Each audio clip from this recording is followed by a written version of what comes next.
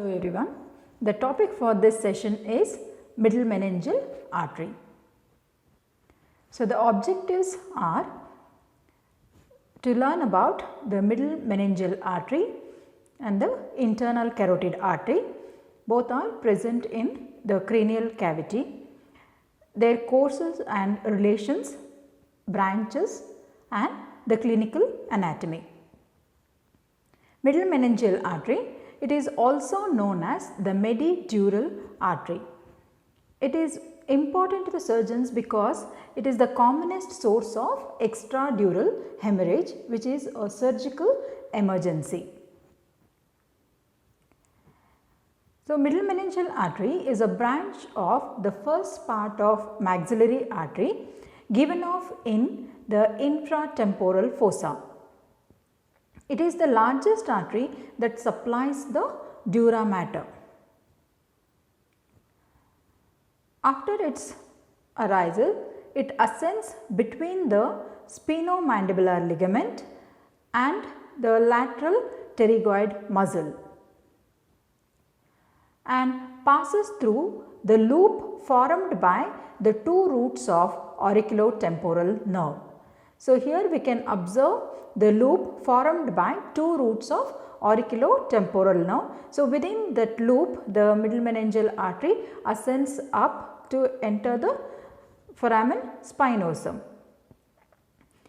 So, through the foramen spinosum it enters the middle cranial fossa. So, here it runs forwards grooving the greater wing of the sphenoid bone and divides into anterior and the posterior branch. The anterior branch is also known as the frontal branch, whereas the posterior branch is also known as the parietal branch. The surface marking, we can mark it by marking the point immediately above the middle of the zygoma. The second point is 2 cm above the first point. So, that joining these 2 points represents the middle meningeal artery.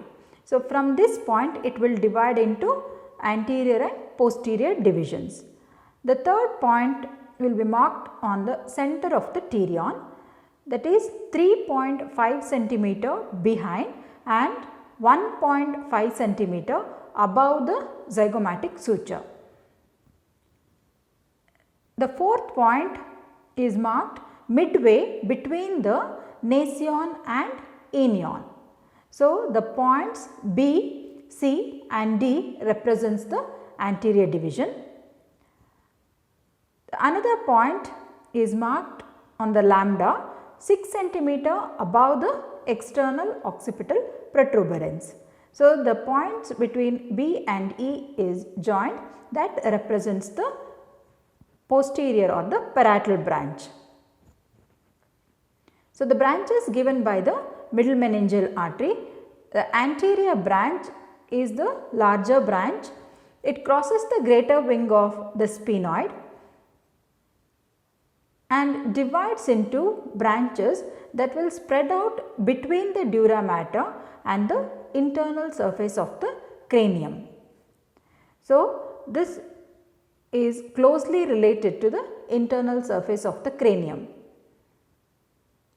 Posterior branch, it curves backwards on the squama of the temporal bone.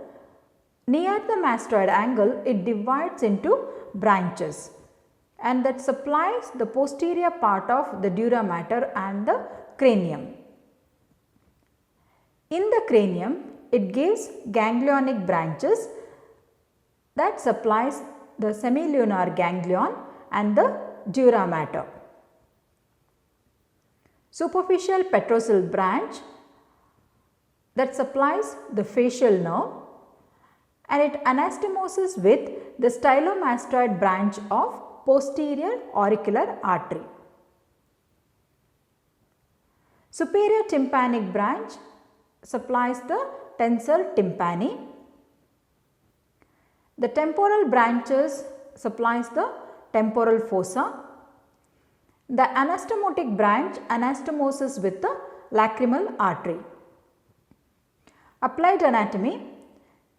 So, the extradural hemorrhage is because of the middle meningeal artery. If the hemorrhage is due to frontal branch, then the hematoma formed by it presses on the motor area. As a result, there will be hemiplegia of opposite side. So, in such cases, we can approach by making a hole in the skull over pterion 4 centimeter above the midpoint of the zygomatic arch. So, this is the site where we can approach when there is a extradural hemorrhage because of frontal branch. If it is due to parietal or the posterior branch, that will causes the contralateral deafness. So, in that cases we can approach by making the hole 4 centimeter above and 4 centimeter behind the external acoustic meatus. So, now the internal carotid artery. So, this begins in the neck as the terminal branch of the common carotid artery.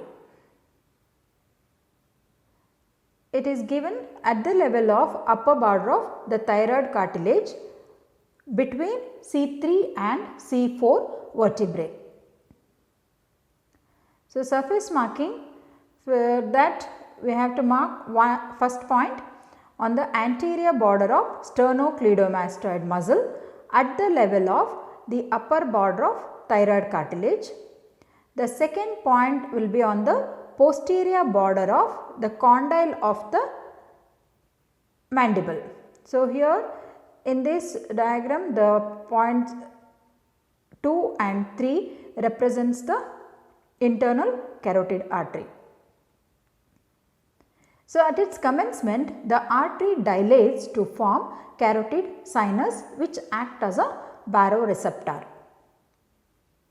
It runs through the neck within the carotid sheath. So, in the carotid triangle we have seen the carotid sheath enclosing the common carotid artery and also its terminal branches, that is internal carotid artery and the external carotid artery. So, the internal carotid artery then enters the skull through the carotid canal in the petrous part of temporal bone. So, in the middle cranial fossa, it ends by dividing into anterior cerebral and the middle cerebral artery. So, depending upon its course, it is divided into different parts. The cervical part, it passes in the neck or the cervical region. The petrous part, it passes through the petrous part of the temporal bone. The cavernous part, that will be lying in the cavernous sinus, and the cerebral part which will divide into anterior and the middle cerebral artery. The cervical part have a straight course up to the base of the skull. So, it lies within the carotid sheath, and in the neck region it will not give any branches. And here it is surrounded by plexus of sympathetic nerves from superior cervical ganglion.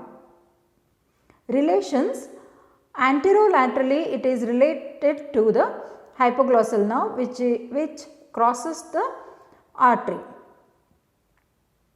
Lingual and facial veins, posterior belly of digastric, stylohyoid muscle, and the occipital and posterior auricular arteries. In the upper part, it is overlapped by the parotid gland and the external carotid artery, styloid process and the muscles attached to it, the glossopharyngeal and the pharyngeal branch of the vagus nerve. Posteriorly, it related to the transverse process of upper 3 cervical vertebrae, the prevertebral muscles and the superior cervical ganglion. Close to the base of the skull, it is related to the internal jugular vein and the last 4 cranial nerves. Medially, it is related to wall of the pharynx, ascending pharyngeal artery, superior laryngeal nerve. Laterally, it is related to internal jugular vein, the vagus nerve. So, now the Petrous part. The Petrous part traverses the Petrous part of the temporal bone in the carotid canal. It enters the cranial cavity through the apex of the Petrous temporal in the posterior wall of the foramen lacerum. So, from the foramen lacerum, it enters into the cavernous sinus. And here it occupies the medial wall of the sinus and it is surrounded by the sympathetic nerve plexus. Within the sinus, it is related laterally to the oculomotor nerve, trochlear nerve, ophthalmic nerve and the maxillary nerve.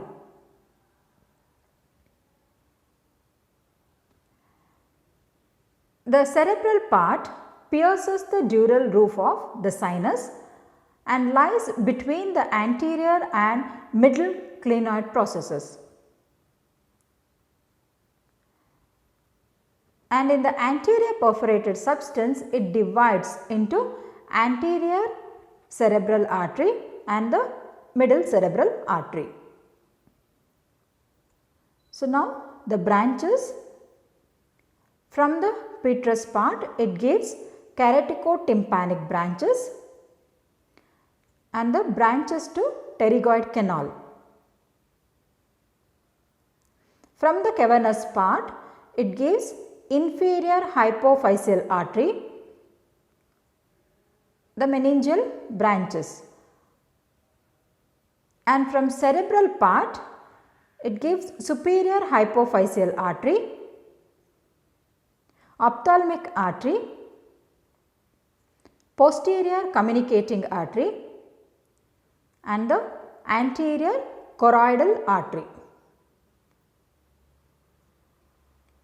And the terminal branches includes the anterior cerebral artery and the middle cerebral artery. So, diagrammatically we can show the internal carotid artery and its curvings like this. So, initially it runs vertically upwards below the skull to enter the carotid canal, and here it gives the caroticotympanic branch to the middle ear.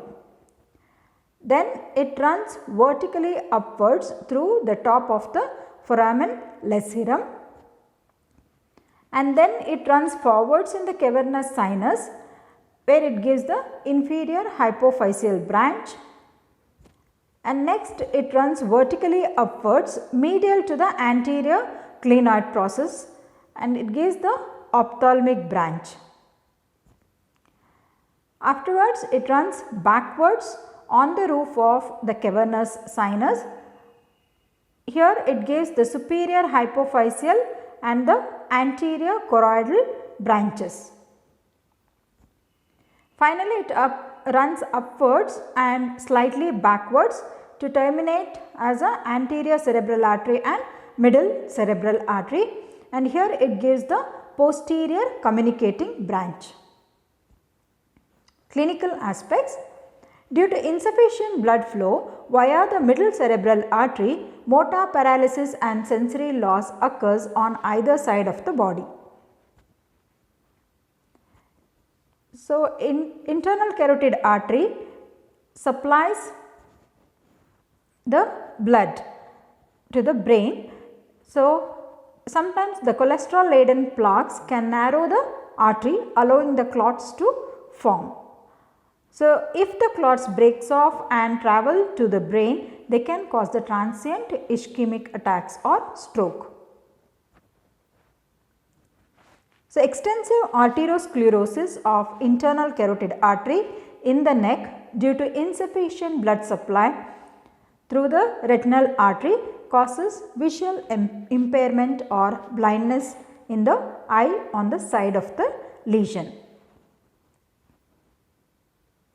So, now questions for the assignment. The middle meningeal artery, its course, branches and relations and applied anatomy. Second question, internal carotid artery, course, branches and applied aspect. Thank you.